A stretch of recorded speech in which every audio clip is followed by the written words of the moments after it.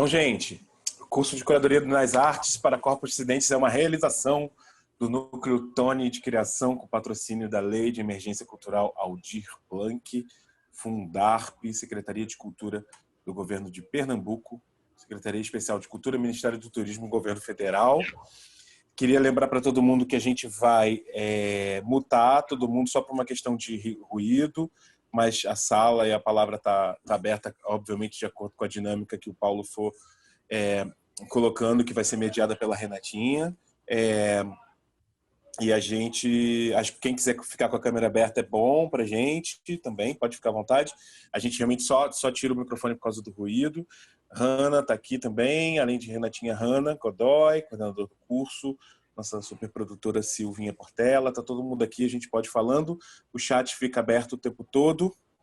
E hoje o Paulo Matos, que é produtor, gestor cultural, curador, é um dos fundadores da Segunda Black e organizador e curador da plataforma Complexo Sul, só para citar alguns trabalhos mais recentes. Ele veio hoje trazer uma fala que ele mesmo intitulou de Gestão Contra-Hegemônica de Ações Artísticas, uma visão a partir das artes da cena. Oi, gente, boa noite a todos. Queria agradecer imensamente esse convite de vocês, né? Renatinha, Dadado, Hanna, Silvia. Para mim é uma honra poder participar, né, aqui desse curso de vocês. Eu pensei assim, de que forma eu poderia estar aqui compartilhando com vocês a minha experiência, né? Assim, eu fiquei bastante tenso quando o Dado me convocou, né, para fazer parte desse núcleo, né, de artistas, pensadores, acadêmicos, né, porque, de verdade, esse não é desse lugar que eu venho. Eu aconteci de me tornar produtor da área de artes cênicas no começo dos anos 2000, mas eu tenho uma formação absolutamente diferente. Então, eu, a partir daí, queria me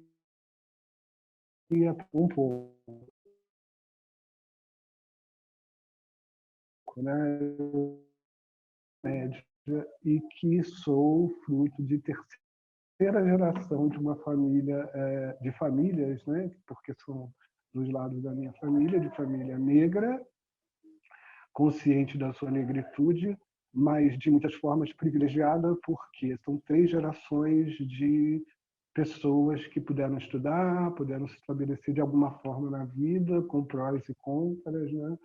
E dessa forma eu me sinto bastante privilegiado, né? Eu não sou, eu digo assim, a minha formação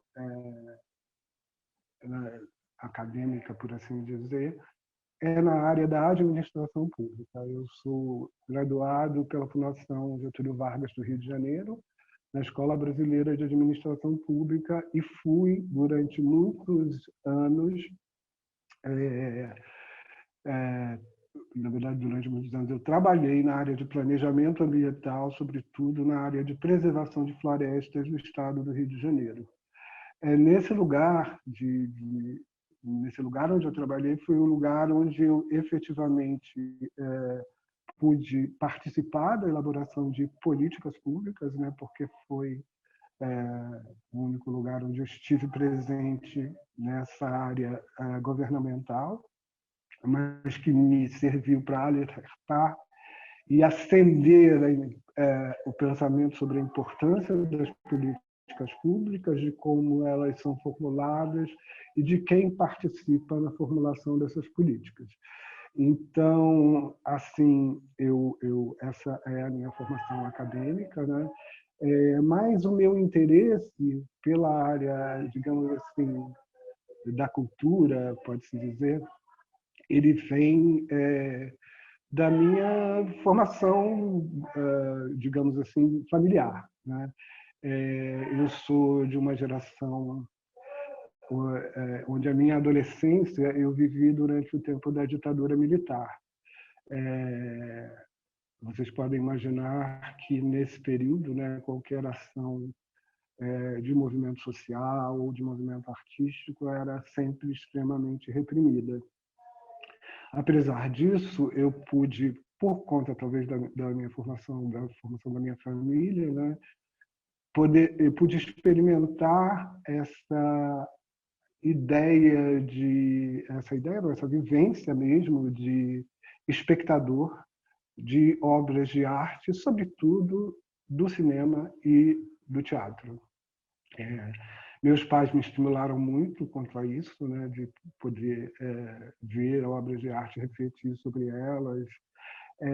Só que eu acho que dessa época, o que eu poderia dizer é que o que a gente vai pensar agora, né, a ideia de corpos dissidentes e tal, era uma era uma ideia bastante longínqua, né? Eu vou colocar aqui que a primeira vez, talvez que isso tenha me chegado de forma mais intensa, tenha sido aí no começo dos anos 90, quando eu vi a mostra Olhares Negros, que era uma mostra de cinema africano e diaspórico e afrodiaspórico do Rio de Janeiro, mas que antes disso eu até pude ver alguns trabalhos de artistas negros, artistas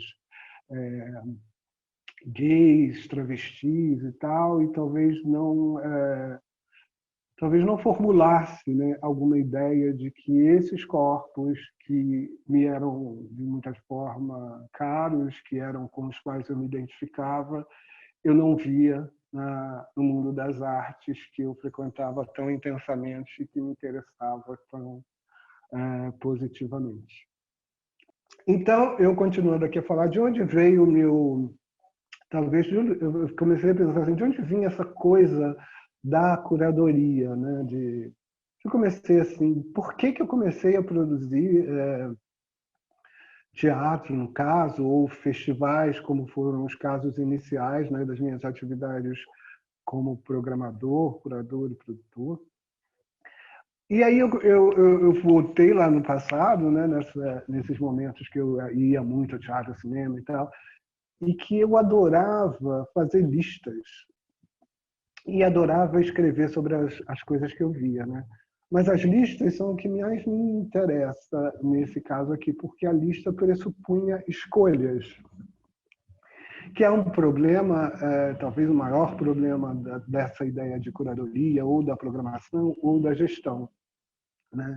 Que escolhas eram essas que eu fazia? No caso, essas escolhas não eram fáceis, nem eram importantes do ponto de vista do outro, ou que eles tivessem alguma ação, mas eram coisas da minha personalidade, né? Da minha subjetividade, né? Por que eu escolhia aquelas obras, como elas me influenciavam, e eu comecei a perceber que as obras que eu escolhia, selecionava ou escrevia sobre elas eram obras que tinham a ver com o que a gente está chamando aqui de corpos dissidentes, né? Eram obras que tinham alguma presença de pessoas pretas, eram obras que tinham homossexuais ou travestis, ou, enfim, acho que essa ideia da transexualidade não era uma ideia que na época sobre a qual eu refletia, nem de que havia muita pensamento dentro das obras artísticas, pelo menos ali, né, no final dos anos 70, começo dos anos 80, até o início dos anos 90. Na verdade, se a gente pensar o momento que a gente está agora, né, e pensando até no mundo nas últimas décadas, né, a gente viveu um consenso hegemônico global, né, na ideia do professor Boaventura de Souza Santos, onde alguns aspectos, que seriam três aspectos principais, né, que seria a economia neoliberal, a diminuição do Estado e a judicialização da política. Acho que até o ano passado, a gente pode dizer que isso é extremamente forte no campo da política, do que a gente vem vivendo também no Brasil.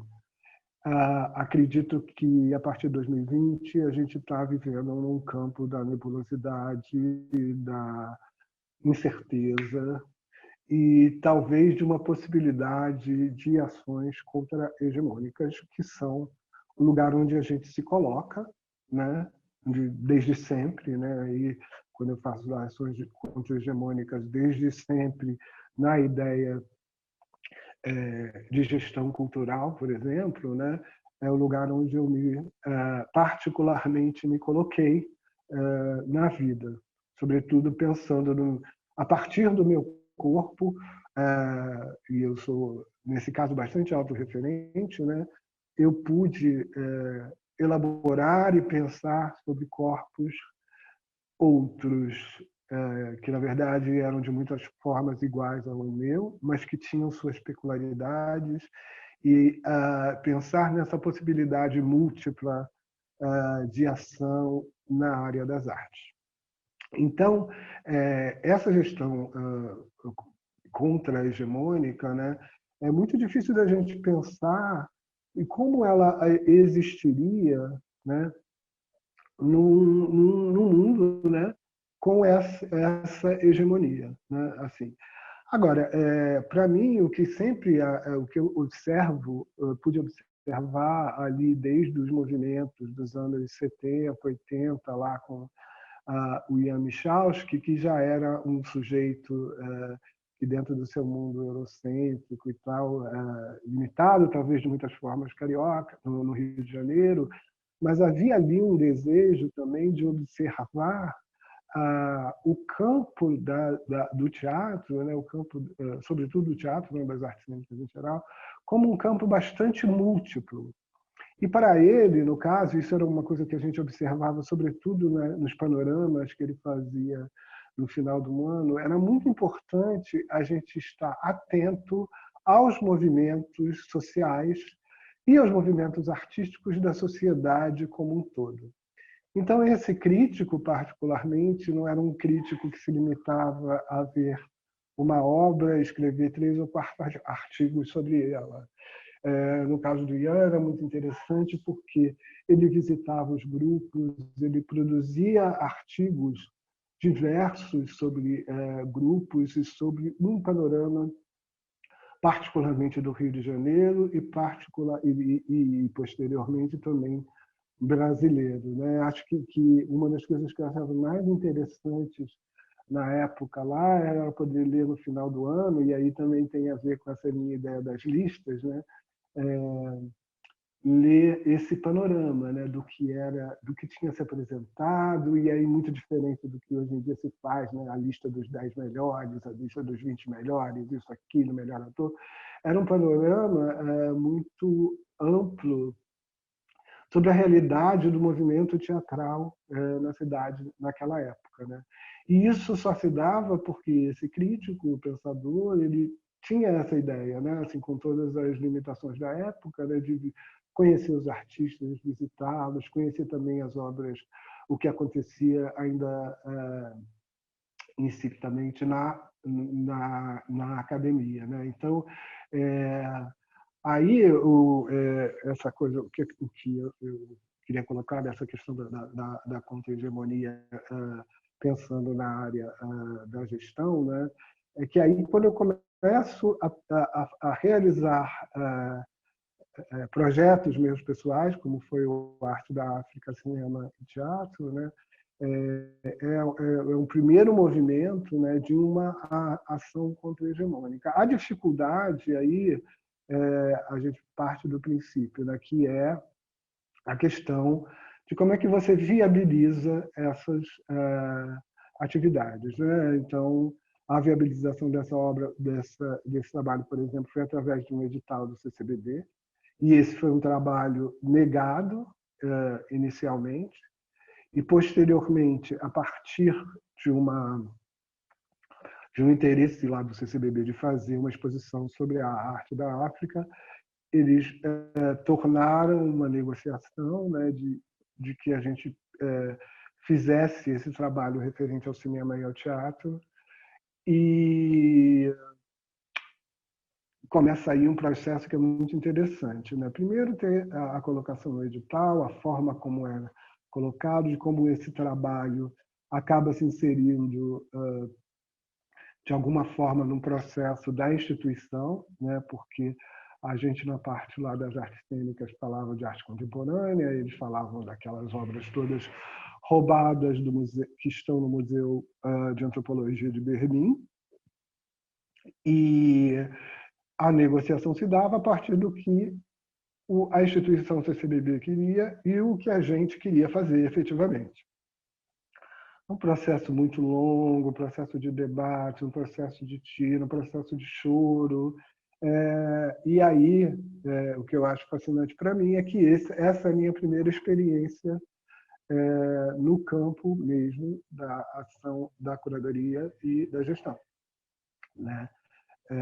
Esse processo, digamos assim, de certa forma, de sorte, né, entre aspas, onde a gente pôde realizar uma ideia junto com uma outra ideia que não tinha nada a ver com o que a gente queria, e iniciando, assim, entendendo essa questão da negociação. Isso vem a ser muito importante para mim, porque futuramente, quando eu ingresso no SESC e vou ter aí uma outra experiência pessoal, mais especificamente da área da gestão, né? Essa ideia de negociação interna, né? A negociação interna institucional e a negociação com os artistas é constante, desgastante, extenuante, muitas vezes gratificante, mas pode ser razão de breakdowns, depressões, que no caso das depressões essas nunca aconteceram comigo, mas muitas tensões, noites sem dormir, e processos extremamente desgastantes. Aí eu vou começar a falar um pouco de como essas questões da produção e da elaboração de projetos me levou a um lugar de gestão ali no Sesc Copacabana de 2010 a 2017.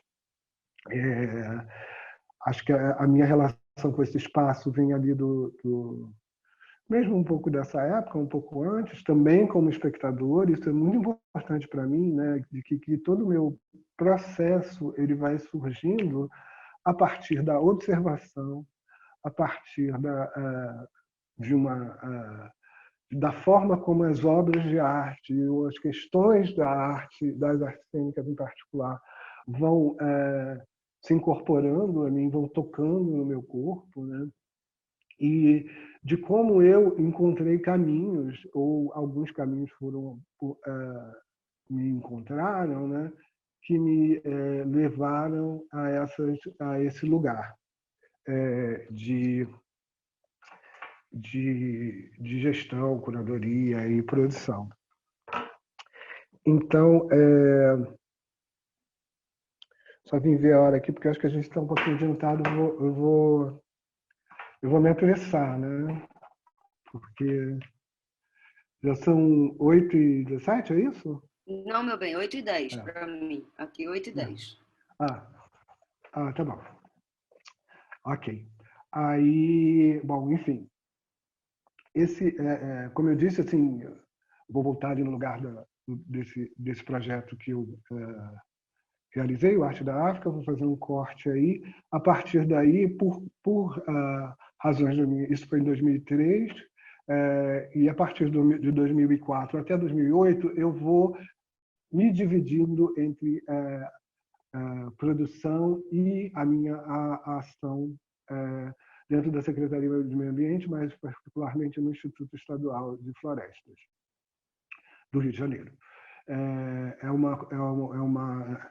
um momento muito, acho que interessante, né? Porque eu vou ocupando alguns espaços na medida do possível, né? Eu não, de certa forma, durante esse período e até um período talvez posterior, abandonei um pouco a ação na área das artes cênicas pretas, mas expandi para outros lugares que me fizeram entender diversas coisas.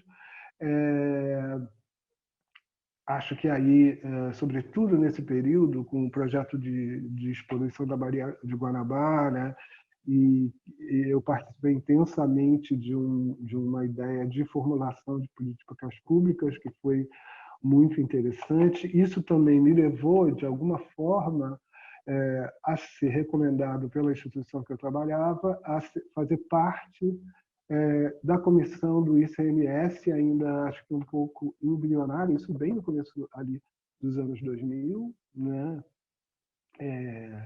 O que foi para mim bastante gratificante e muito importante posteriormente uma ideia de uma curadoria interdisciplinar, multidisciplinar, ou de diversas transitoriedades, né? Ali a gente, especialistas analisavam trabalhos de suas áreas e a gente conversava e observava e discutia sobre esses trabalhos e sobre a possibilidade ali ainda deles serem aprovados nesse processo. Assim, eu acho que talvez do ponto de vista de uma curadoria coletiva ou de um processo institucional de curadoria tenha sido a minha primeira experiência, né? Denoto dali uma questão que me pareceu fundamental na época, né?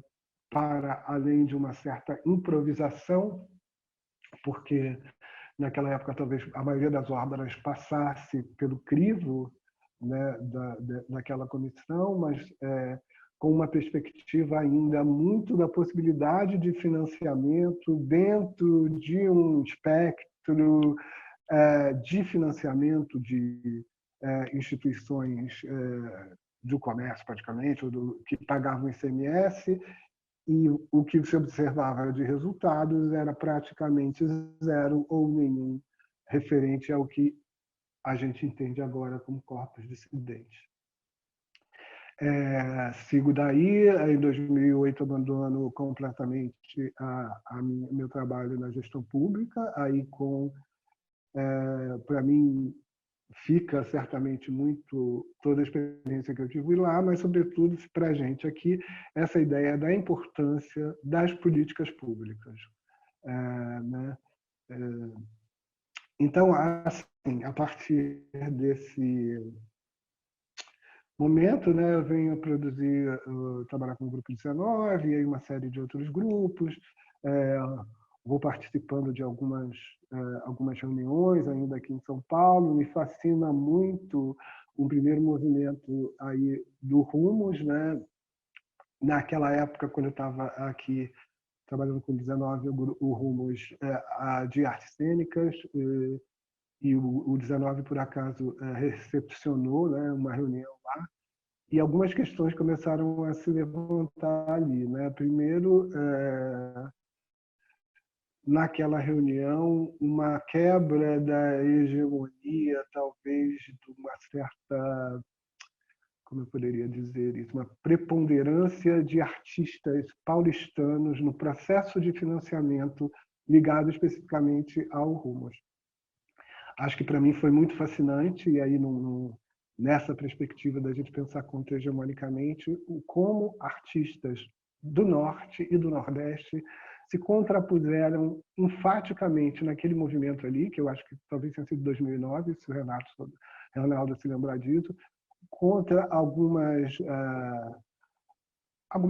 digamos assim, tiradas ou tomadas ou resultados finais daquele encontro, né? De como foi importante ali, eu observei, né, que digamos assim, a imposição, né, desse pensamento que era de alguma forma dissidente, incomodou naquela época tantos artistas aqui da cidade de São Paulo, como talvez essa manifestação tenha sido muito importante para esses mesmos artistas, né? Então, Essa foi uma experiência que eu acho que é interessante da gente refletir, né, dentro desses processos curatoriais, de como movimentos artísticos ou movimentos sociais, na verdade, são e devem ser as molas propulsoras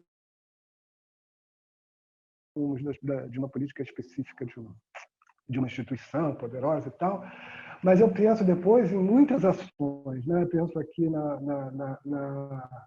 no processo de fomento da cidade de São Paulo, né? E como ele foi também se modificando, né? Como ele foi um resultado de um movimento artístico que é parte do movimento social, de como esse mesmo processo de fomento vai se transformando. Aí eu não tenho tanto conhecimento, não poderia falar tanto sobre ele, mas a partir de uma observação, a gente vê que uma série de grupos que talvez não tivessem previstos ou inicialmente de estar dentro desse reino, entre aspas, né, das artes cênicas de grupo da cidade de São Paulo, passam a estar a partir das suas próprias ações, dos seus próprios movimentos reivindicatórios, e de como se constrói aí dentro, depois quem for daqui de São Paulo, o Renato quiser falar, né, como esses processos de seleção, processos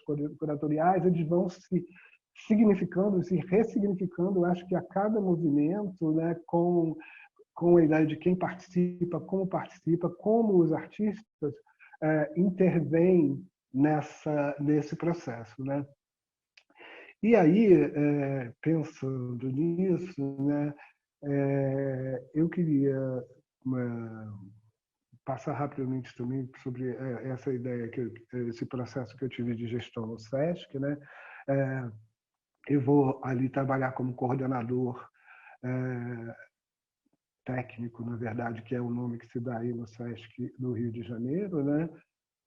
Dentro de uma estrutura que trabalhava muito com a arte experimental, mas que ao longo dos anos eu vou percebendo que a ideia, né, de corpos dissidentes, sobretudo corpos negros e travestis, era praticamente ausente dentro dessa estrutura, ou como presença artística, né, era praticamente ausente. Esse é um fator que vai me movendo ao longo de algum tempo, me incomodando, e que vai me fazer formular e interferir de alguma forma, enquanto, no momento que isso foi possível, no sistema que acontecia ali no SESC Copacabana, no momento que eu pude. Então, assim, a gente sai né, assim,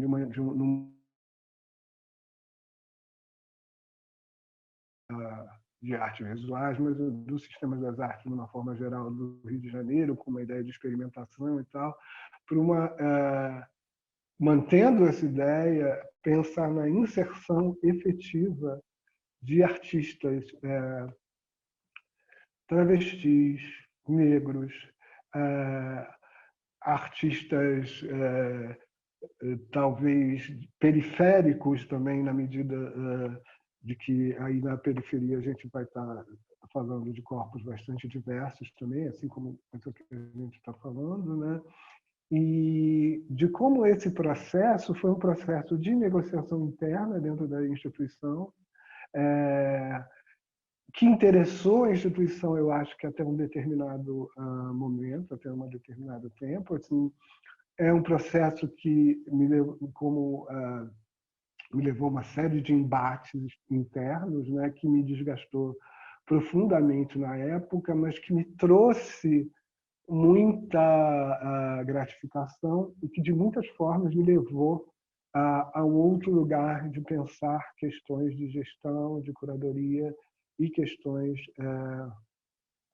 referentes às artes de corpos dissidentes ou corpos diversos, como a gente pode refletir, né? Esse processo, eu acho que dentro da ação ali que eu tive, eu acho que ele provocou alguma modificação dentro da estrutura ali da instituição. Acho que também qualquer instituição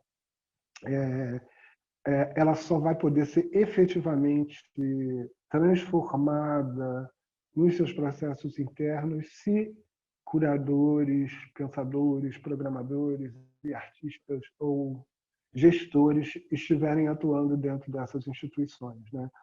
Acho que é muito interessante eu pensar que, nesse caso do SESC, quando eu estava lá, eu não era o único, mas eu era praticamente o único dentro da nacional. Não que pensava sobre essas questões, mas o único corpo efetivamente negro dentro daquela posição. O que me levou a ser uma espécie de vitrine e me levou, certamente, a uma série de problemas que culminaram na minha saída dali. Mas, a partir dali, eu começo a pensar numa construção, né, que é essa ideia de como fazer, como pensar a gestão, que sejam a presença desses corpos, né? Isso era uma questão que eu colocava muito ali, quer dizer, o meu projeto lá no SESC no início era ligado particularmente à questão dos corpos negros, né?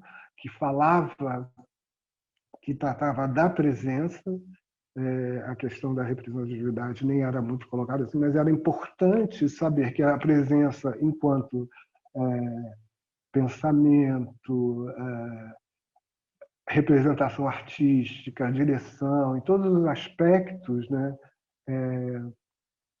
da construção da obra de arte, né, estariam ali presentes esses corpos dissidentes, né? E inicialmente eu só penso nos corpos negros, mas a gente teve a oportunidade de outros corpos também dissidentes estarem presentes naquele lugar. Isso é um processo que ele não pode nunca ser individual, né? Ele só existe porque ele é um processo coletivo. E aí, saindo aí do SESC, eu encontro esses corpos irmãos e acho que é muito interessante pensar que, através de muitas reflexões, muitos trabalhos, a gente resolve fazer uma série de ações que a gente pode dizer curatoriais, mas ações artísticas, sobretudo, que, no caso inicial da Segunda Black, que é essa ação que eu falei de apresentações, interface crítica de trabalhos curtos de artistas negros e, sobretudo, trabalhos em processo, né, para a gente pensar o processo como, digamos, disparador né, desse trabalho artístico e de como é interessante para o público. E aí eu venho aí da minha, como falei, da minha formação inicial, que é uma formação de espectador, mas como então é interessante para o espectador ou aquele que quer se inteirar da obra de arte, quer de alguma forma fazer parte dela ou percebê-la, né, no seu próprio corpo, participar ou observar os processos, conversar sobre esses processos, né, discuti-los e esse enriquecimento... Opa, caí? Agora. Então beleza. Então, eu parei no lugar ali da questão da gestão, né? Estava falando da Segunda Black. Acho que eu vou adiantar aqui um pouquinho, né? Para a gente começar a conversar. Então, assim, essa experiência aí gerada talvez por esse meu encontro com esses artistas no SESC, né? Foi uma experiência, né, que, quer dizer, essa observação que a gente teve lá, a gente levou para a nossa prática, né, através de um debate grande e da inspiração em outros processos artísticos, como a Segunda Preta de BH, um processo a terça do CREA Explorar da Bahia. Então, assim, a gente vai e formula esse trabalho aí, que é um trabalho completamente independente, que era um trabalho que a gente não conseguiria, naquele momento, realizar em nenhuma instituição, né? Acho que o que nos moveu ali é muito interessante. O que nos moveu foi esse sentido de aquilombamento, o sentido que nós, produtores, curadores, artistas negros, tínhamos esse vácuo, esse lugar vazio na cidade, e a gente pôde, então, assim, vamos ocupar esse lugar. Vamos ocupar esse lugar da forma que nós conseguimos, na forma que nós conquistamos, e vamos ver o que dá, né? Assim, a gente foi à luta nesse processo, a gente foi muito feliz nele, estamos nesse processo agora, nesse ano vai começar o nosso 4º ano, vamos ver o lugar onde que a gente consegue chegar. E isso me fez pensar em algumas ideias, né, que eu quero compartilhar finalmente com vocês aqui, a partir do que eu já falei, né? Primeiro, que é muito importante a gente pensar nas políticas públicas para as artes dissidentes, e como a gente age, né, nesse processo de formulação das políticas públicas, como nós, grupos diversos, movimentos, né, podemos estabelecer estratégias para a gente interferir nessas formulações. Isso se dá muito através dos nossos parlamentos, né, das nossas ações individuais, é lógico, das nossas ações enquanto movimento, mas quanto esses movimentos são capazes de pressionar, né, essas casas, que podem pressionar as ações executivas de governo, né?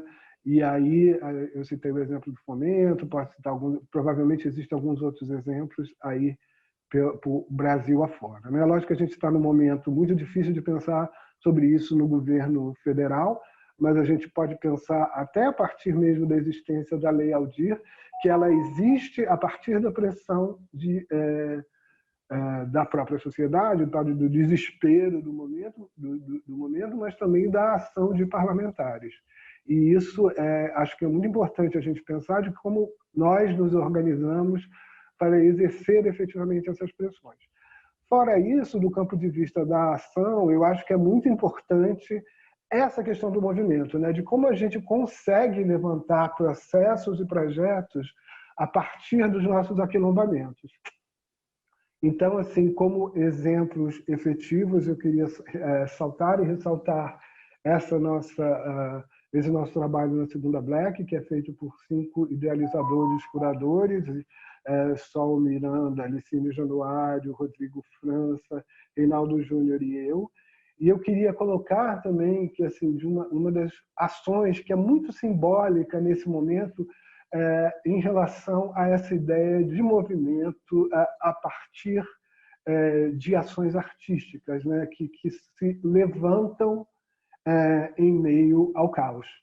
E aí eu queria citar um projeto que eu tive a honra de participar, até como curador junto com Tainá, Maurício e a Helena Vieira, que foi o Festival As Escuras, que foi uma pequena mostra, mas para mim muito significativa, de trabalhos LGBTQIA+, de artistas negros. Essa foi uma iniciativa da Pandêmica Coletivo. Temos aqui o Juraci é uma pessoa que, nesse momento de pandemia, acho que reputo que levantou um movimento artístico de extrema importância no ano de 2020.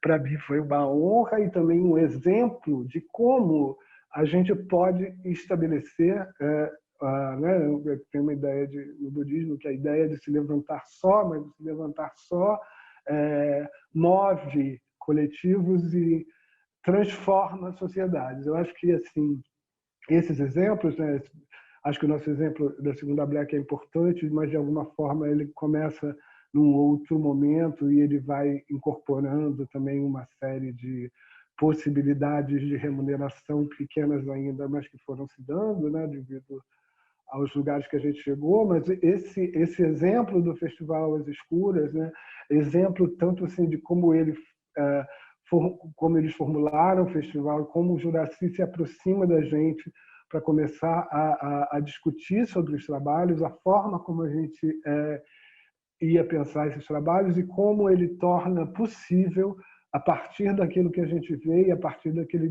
que a gente decide, a existência desses trabalhos. É isso que eu queria falar por enquanto, eu acho. Né? Acho que cheguei aqui, não sei que horas são. Ai,